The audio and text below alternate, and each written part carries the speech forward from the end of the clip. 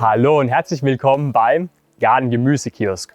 Heutiges Videothema ist der Gartenrundgang im Juli. Wir schauen uns die Tomaten an, die Gurken, es gibt allerlei Tipps und Tricks dazu. Außerdem ist so ein kleiner Schwerpunkt die Misserfolge oder was dieses Jahr nicht so optimal lief. Und jetzt fehlt hier noch jemand, glaube ich. Jen, wir drehen, wir sind online mehr oder weniger. Ihr dreht schon? Wir drehen schon. Verkabelt bin ich schon? Verkabelt bist du schon. Okay. Ja, hallo zusammen, willkommen im Garten-Gemüsekiosk. Max, cool, dass du dabei bist. Dieses Jahr wollten wir eigentlich einen Livestream nochmal machen, so wie letztes Jahr zu den 100.000, aber das hat dieses Jahr mit der Zeit nicht funktioniert. Umso mehr freue ich mich, dass du da bist und dass du mich begleitest. Danke dir. Dann machen wir den Gartenrundgang heute, Juli, einfach zusammen, oder? Auf jeden Fall, ich freue mich auch schon riesig drauf. Ich glaube, alle wissen schon, was kommt. Hast du schon erzählt? Ich habe schon erzählt. Gut, dann lass uns starten. Fangen wir an. Komm mit.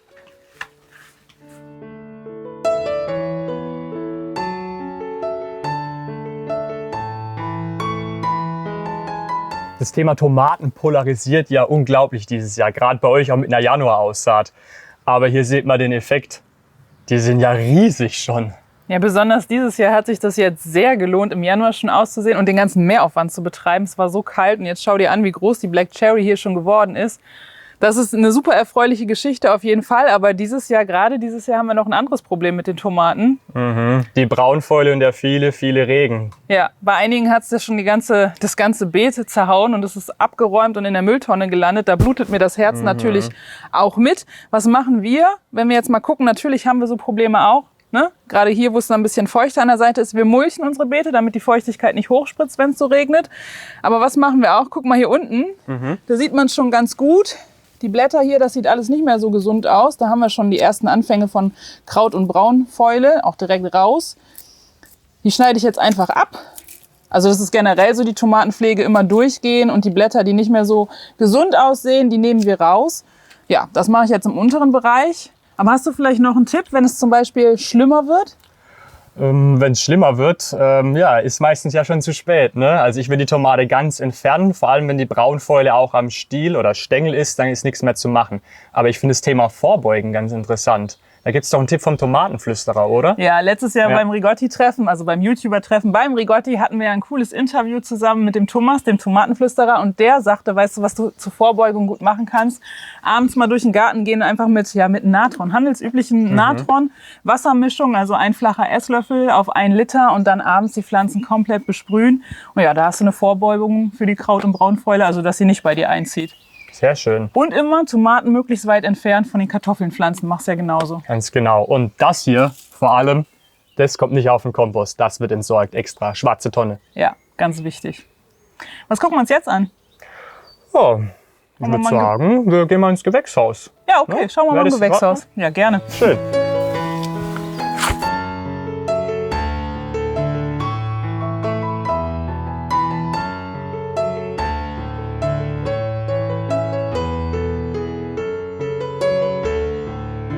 Bleiben wir bei den Tomaten jetzt hier im Gewächshaus. Hier haben wir jetzt unheimlich viel Fleischtomaten reingesetzt. Die brauchen es ja besonders warm. Und ja, die Kraut- und Braunfäule haben wir hier natürlich nicht. Wenig zu sehen. Wir haben eingerollte Blätter, aber das schadet jetzt auch nicht. Das sind ja die starken Temperaturunterschiede. Dennoch pflege ich auch hier regelmäßig. Das heißt ausgeizen oder auch abschneiden. Ich muss unten auch noch mal eben was abschneiden. Halt, stopp. Hast du die Schere abgewaschen? Die Schere, ja klar. Ja. Hygiene ist natürlich auch im Garten wichtig. Aber gut, dass du das nochmal sagst. Leute, wenn ihr an den Tomaten arbeitet und da Kraut- und Braunfäule oder andere Krankheiten habt und eure Scheren verwendet, dann unbedingt danach Hände waschen und auch die Scheren sauber machen, damit sich da nichts übertragen kann. Oder einfach, wenn man hier ein Gewächshaus nicht hat, hier ein Gewächshaus anfangen und dann im Freiland weitermachen. Das wäre auch eine Möglichkeit. Und noch ein Tipp haben wir für euch, wenn ihr gerade Kartoffeln geerntet habt, was jetzt ja gerade auch die Zeit ist, unbedingt auch da Hygiene halten, Hände waschen. Falls ihr danach nämlich zu den Tomaten geht und ihr habt noch die Pilze an den Händen, könntet ihr euch da ein ganz großes Ärgernis einfahren. Deswegen auch im Garten immer wieder Hände waschen. Hier im Gewächshaus gibt es eigentlich wenig Misserfolge zu zeigen. Ich habe ein bisschen gesucht, ich habe wenig gefunden, außer 1, 2 Läusen. Aber da hast du auch bei der Pepino was gemacht. Da habe ich die Läuse jetzt zum 2. Mal mit Neemöl behandelt. Das hat bei der dicken Bohne gut funktioniert und ich hoffe, dass es jetzt bei der Pepino auch ganz gut funktioniert. Und ja, ansonsten sieht es hier eigentlich ganz gut aus. Wir haben allerdings noch einen Misserfolg, den zeige ich dir sehr gerne. Der ist draußen im Hochbeet Nummer 4. Lass uns da nochmal schauen. Auf geht's.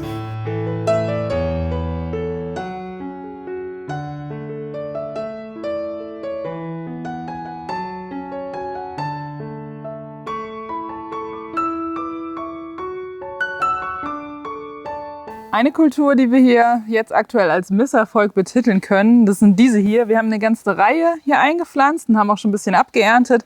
Aber die ein oder andere sieht so aus. Schau es dir an. Die möchte in Blüte gehen, der war es einfach zu kalt. Ich meine, bis Ende Juli können wir die aussehen, aber du siehst hier schon, die will eine Blüte bilden, die will schießen, wie man so schön sagt. Die wird nicht besser. Darf ich sie mal rausholen und den Zuschauern zeigen, was hier als Misserfolg betitelt wird? Also, wenn bei mir eine rote Beete schießt, dann ist da unten nicht wirklich was dran. Und den Tipp habe ich von euch, da bin ich so dankbar, wirklich mit dem rote Beete vorziehen.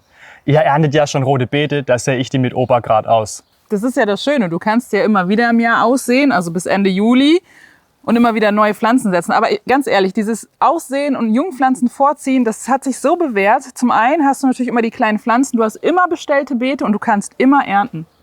Warum ich die aber auf jeden Fall rausmachen würde und nicht weiter blühen lassen, ist, sie wird dann holzig unten. Ja, genau. Besser wird sie nicht. Also wenn eine rote Beete dann so aussieht, auf jeden Fall rausnehmen und dann, die kannst du jetzt noch gut essen, die schmeckt auch noch gut. Die nehme ich auch mit. Gerne.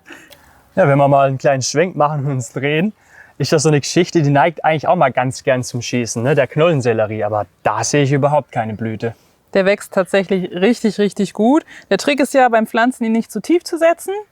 Und dann siehst du schon, jetzt bildet der die ersten Knollen aus. Also da bin ich sehr begeistert. Der klappt seit Jahren einfach richtig gut. Daneben, wie du siehst, unter dem Planwagen sind Gemüsezwiebeln. Die haben wir ja schon verkocht, mal probiert. Die sind so riesig, es ist kaum zu fassen, dass ihr die aus Saatgut gezogen habt, wirklich. Ja, faszinierend, ne? Bis zu einem Kilo soll die noch werden. Ich bin gespannt, ob sie das macht, aber derzeit sieht sie einfach total gesund aus. Sie wächst gut, sie schmeckt gut. Hinter unserem Planwagen siehst du schon stehen Bohnen, aber da erzähle ich jetzt noch nicht so viel, weil du weißt ja, wir haben jedes Jahr so einen Testanbau, um zu gucken, gefällt es uns, kommt es ins Sortiment oder nicht. Das ist so einer. Und ich weiß auch schon mehr, also mir brauchst du nicht erzählen. Und dahinter stehen die Zucchini, die Ranken, die wachsen wunderbar, werden auch schon reichlich beerntet. Siehst du ja auch, wir haben die jetzt an 2 Standorten. Der andere, gucken wir gleich einfach, wie es da aussieht. Der Mangold wächst gut. Dahinter haben wir die Mischkultur mit Möhren und Dill zusammen. Das ist ganz schön. Dillblüten schmecken ja auch einfach total gut und auch zum Einlegen von den Gurken. Und dahinter stehen noch Möhren zusammen in Mischkultur mit dem Sommerporree.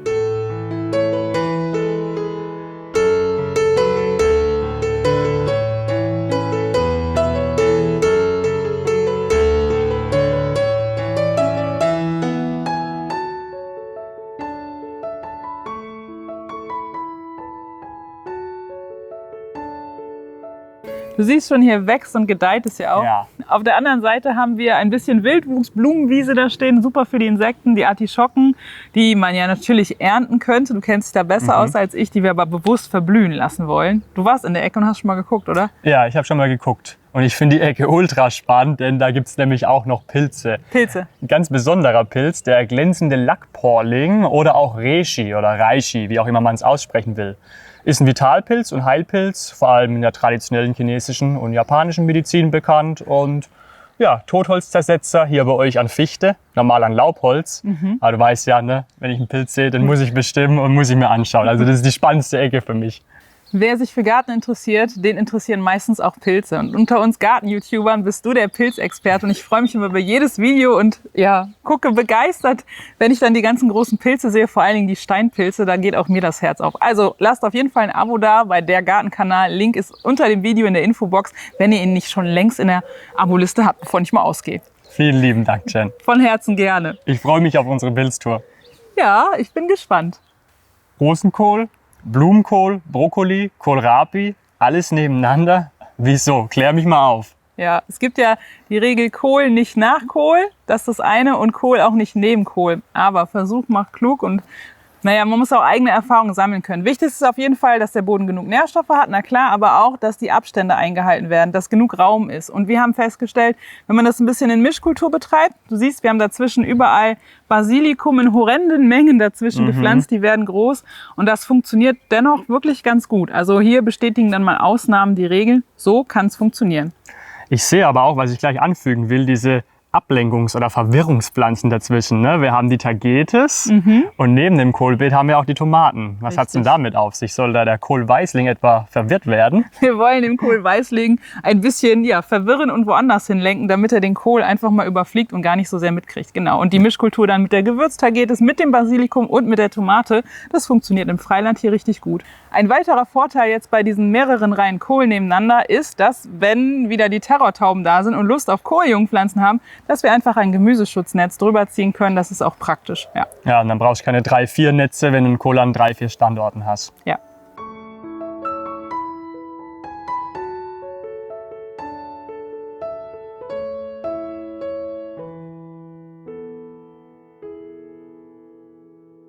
Die Freilandtomaten, die wachsen hier ziemlich gut, werden schön gepflegt, sind gemulcht. Daneben die Erdbeeren sind jetzt langsam durch. Eine habe ich gerade noch gefunden. Dankeschön. Kennst du die Mieze Schindler? Kann ich bisher noch nicht. Eigentlich sind die größer, aber probier mal, wie sie dir schmeckt. Mal. Die hat so ein sehr wulstiges Fruchtfleisch und schmeckt ganz anders als übliche Erdbeeren. Die hat irgendwie ein besonderes Aroma, ich kann es gar nicht benennen. Also zuckersüß ist sie.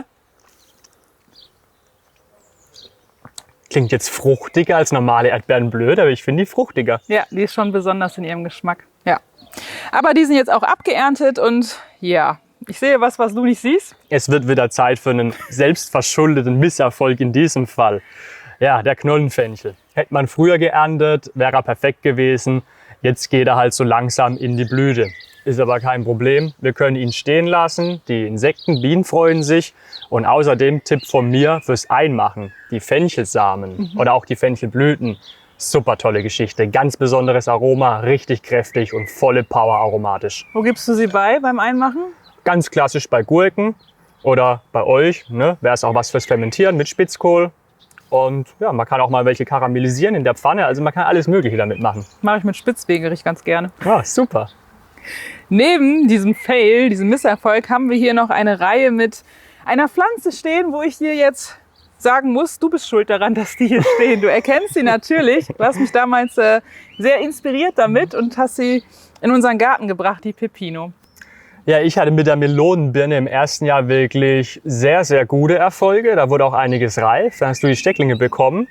Ich habe es noch 1-2 Mal probiert, aber ich habe es nie wieder so hinbekommen, was hier bei euch abgeht. Und ihr habt ja auch eine tolle Versuchsreihe hier. Erzähl mal da bitte mehr drüber. Also ich habe Pflanzen überwintert, 2 Stück, wobei dieses Überwintern wirklich schwierig ist. Also wenn man die entsprechenden Bereiche hat, Treppenhaus oder so, dann klappt das ganz gut, aber das ist echt ein Mehraufwand, da muss man sich drüber im Klaren sein. Dann haben wir daneben Stecklinge, die sieht man, die sind jetzt auch ein bisschen kleiner und daneben nochmal die Pflanze aus der Aussaat, aber dann auch schon Dezember, Januar ausgesät, um das jetzt einfach mal auszuprobieren. Wir haben sie auch im Gewächshaus stehen und ich möchte einfach mal ganz bewusst schauen, wie entwickeln sich die Pflanzen, wie groß sind die Unterschiede, wie wichtig ist das Überwintern tatsächlich. Ich glaube, es ist wichtiger, als ich das gerne möchte, aber schön wäre, wenn man sich das natürlich sparen könnte. Neben der Melonenbirne haben wir hier ein Feld mit Knoblauch stehen und ich meine, dieses Jahr ist alles anders, ich weiß, aber eigentlich heißt es ja, wenn er umkippt, dann ist er erntereif, aber er hätte längst umgekippt sein müssen. Was sagst denn du? Ja, ich habe mit dem Gärtner auch schon viel drüber gesprochen. Es fuchst den genauso eigentlich wie mich und wie dich, ne? Also normalerweise Blätter vertrocknet, du hast schon gesagt, Knoblauch kippt um, dann kann man ernten.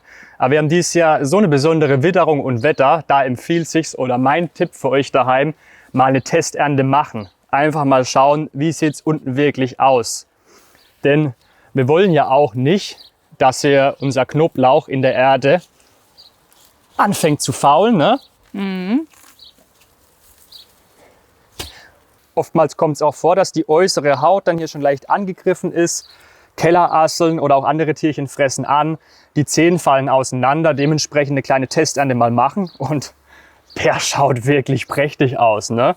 Und ist gar kein Problem, kann man jetzt auch noch so trocknen. Klar, die Zehen sind vielleicht noch nicht ganz ausgebildet, aber passt definitiv. Der Knoblauch muss also nicht komplett vertrocknen. Und wie gesagt, er steht noch wie eine 1 und in anderen Jahren wäre er schon längst unten gewesen. Vielleicht ähnlich wie bei den Kartoffeln, dass ich sie als Frühkartoffel rausholen kann oder je nach Sorte auch länger stehen lassen können. Also ist eine versetzte Ernte auch hier möglich? Absolut, versetzte Ernte möglich. Wichtig ist auf jeden Fall die Blüten abmachen, sonst geht die ganze Energie hier unten raus. Genau, siehst du da rein. Auch. Da ist die Ausbruchstelle. Ja, wunderbar. Ich freue mich auf Knoblauch. Den essen wir alle gerne, ne? Ja, absolut. Lass uns gleich noch was kochen. Machen wir. Schau mal, in dem Beet daneben hier haben wir wieder eine Mischkultur. Wie sagst du immer zu Petersilie? Du hast ja so ein anderes Wort. Peterling. Peterling, genau. Peterling ist dabei. Daneben haben wir Gurke. Oh, schau mal. Ich werd verrückt. Die sind ja immer wie so Überraschungseier, ne? Da Ja. gehst du durch den Garten und denkst, huch, wo kommt die denn her? Das ist jetzt die Sorte Tanja, die auf dem Boden aufliegt, Ja, oder? das ist die Salatgurke oder Schlangengurke, die im Freiland wächst. Und die wachsen dieses Jahr im Freiland ja perfekt, ne? Also im Gewächshaus waren wir später dran, da braucht es noch eine Weile. Aber im Freiland die Gurken dieses Jahr bombastisch. Ach, kein Mehltau auch, gar nichts zu sehen. Das ist eine Wiedergutmachung zum letzten Jahr. Das war ja absolut nicht das Gurkenjahr. Ja, absolut. Wir haben ja bei uns im Sortiment diverse Mischkulturen und das ist eine davon. Also die Petersilie zusammen mit der Gurke. Da drüben ist auch noch die Vorgebirgstraube, also die Snackgurke oder Einlegegurke. Und dabei die Paprika, Zwiebeln sind dabei und eben auch noch der Fenchel. Ich freue mich hier auch schon auf die Ernte und ich würde sagen, wir können hier auch schon anfangen. Auf jeden Fall.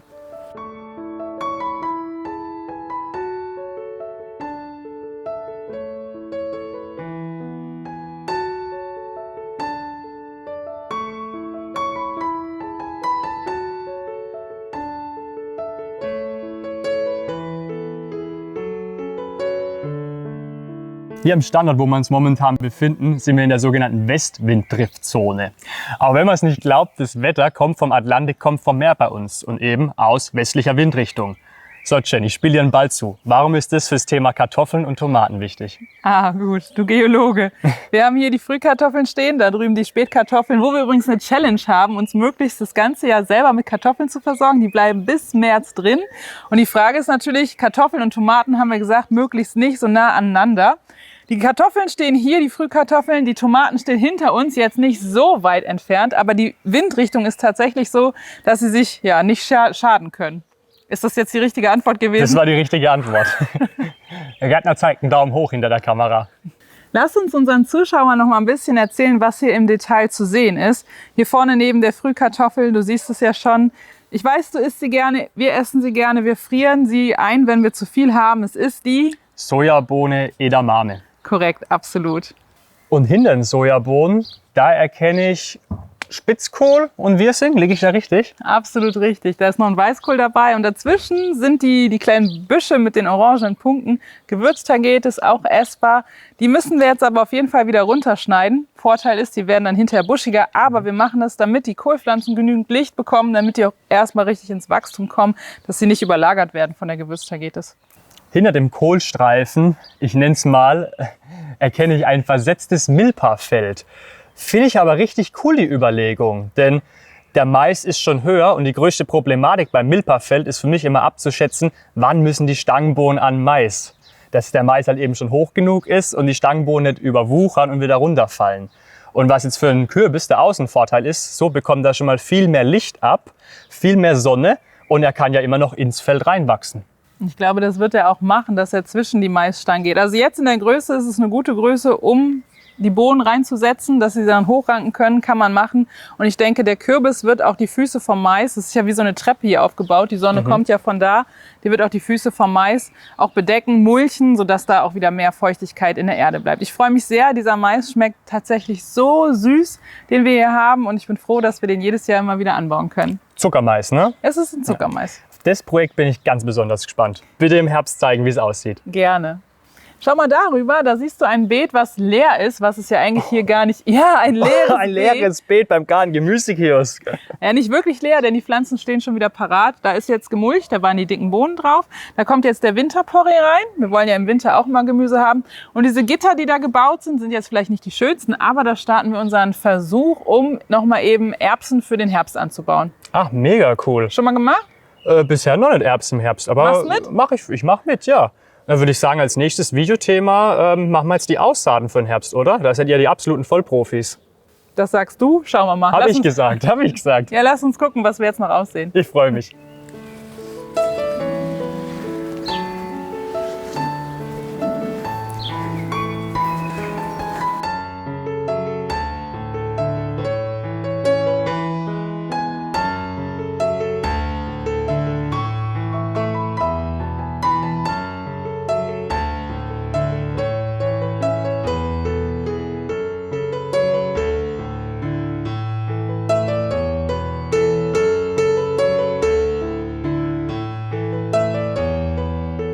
Ihr seht hier einiges an Jungpflanzen, die ungefähr vor einer Woche oder vor ein paar Tagen ausgesät worden sind und jetzt sind sie schon hochgekommen. Jen, was steht hier alles?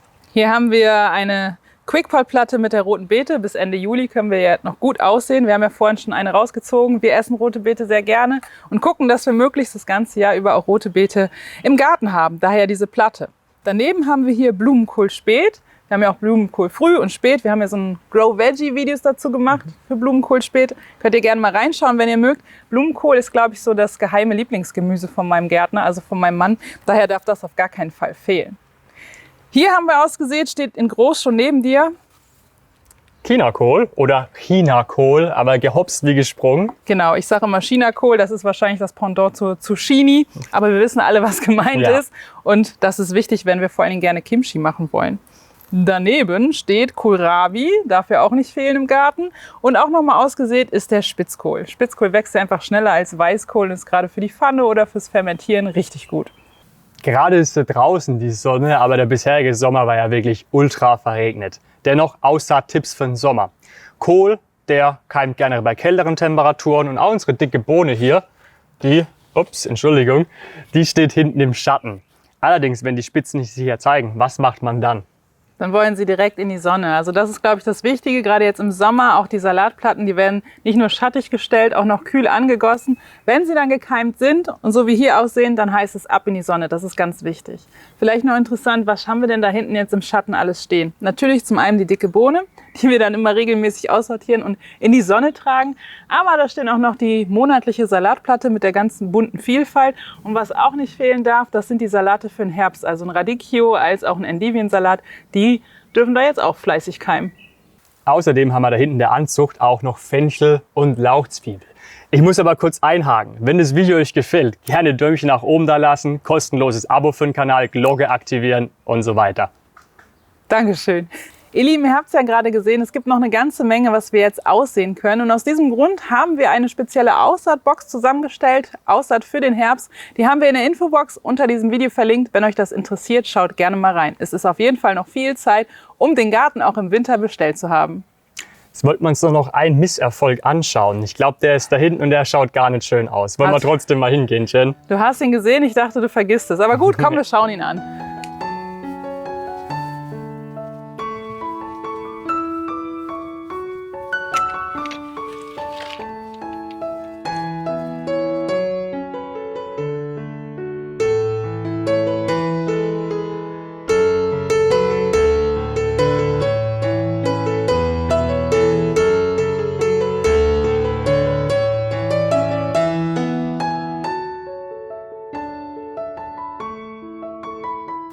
Jetzt sind wir hier beim Trauerspiel.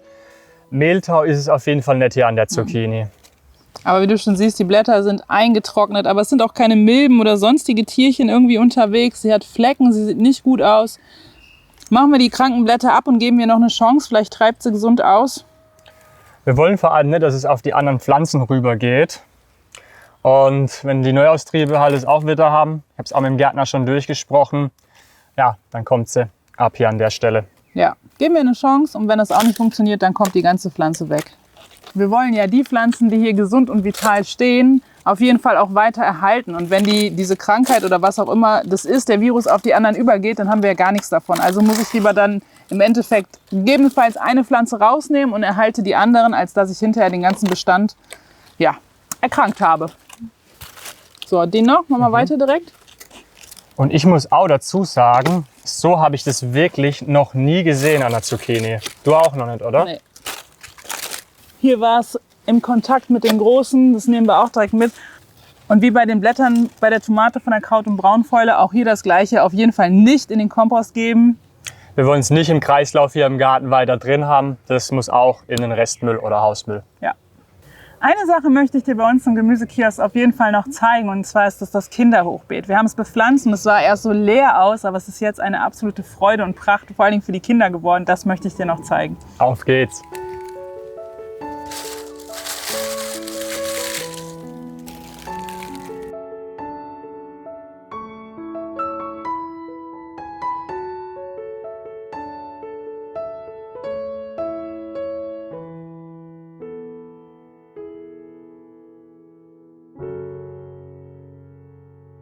warum bin ich überhaupt hier, wenn es keinen Livestream gibt?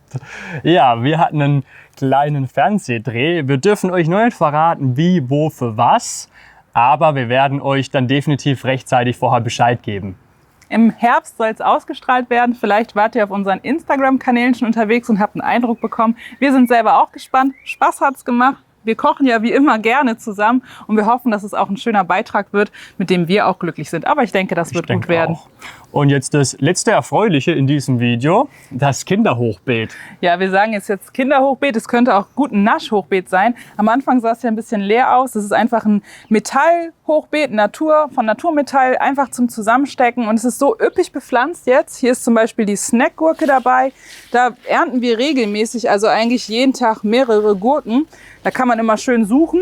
Aber nicht nur das, sondern auch das verschiedene Fenchelgrün und hier vorne diese Buschtomate, die da wuchert. Da freue ich mich sehr, wenn die dann einzelne bunte Kugeln hat, wo die Kleine dann immer vorbeigehen kann und naschen. Ja, hier, bitteschön, probieren wir gleich. Ja, und für die kleine Gärtnerin auch absolut die perfekte Erntehöhe. Ne? Und ich habe mich auch schon dabei ertappt, wie ich öfters genascht habe die letzten Tage. Und da gingen sehr viel Kapuzinerkresseblüten drauf. Aber es sind noch genug da. Ja, und dazu von mir noch zum Schluss der Tipp, die Blätter sind auch absolut verzehrbar, essbar und schmecken klasse. Ich glaube, gerade jetzt in der Grillsaison kann man die Kapuzinerkresse und ihre Blätter auch gut für Dips und so verwenden. Auf jeden Fall. Einfach in den Quark auch ein bisschen reinschneiden, gibt diesen extra frische Kick. Ja, genau. Lass uns für unsere Zuschauer noch was verlinken zum Weiterschauen. Hier oben ein aktuelles Supervideo von dir. Steinpilze? Wir machen mal dein Lieblingsvideo für dieses Jahr, Steinpilz Wahnsinn Juli. Genau. Und hier unten von uns die Aussaat-Tipps Juli. Wir würden uns freuen, wenn es euch gefallen hat. Vielen Dank fürs Zuschauen. Und wir wünschen euch ganz viel Erfolg bei euren Projekten. Macht's gut, bis zum nächsten Mal und tschüss. Ciao.